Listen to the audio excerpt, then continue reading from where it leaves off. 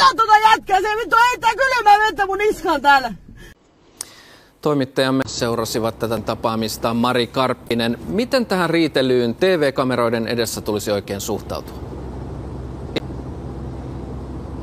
Kyllä tähän täytyy suhtautua sillä tavalla, että ei tämä tapaaminen olisi voinut huonommin mennä. Sen lisäksi, että se meni riitelyksi, sitten keskusteltiin vielä hetki suljettujen ovien takana. Ja Mä en tiedä, voinko mä olla tuon hempuko sinne yhdessä. No erota vittu, mä en halua enää olla sun kanssa. En mäkään voi olla vittu sun kanssa, saatana. Mä inhoon sua. Mediatietojen mukaan Minä en kahtos päivääkään sitä jätkää. En päivääkään. Onko se homo? Et se ole kyllä sinäkään kunnossa. pyysi poistumaan.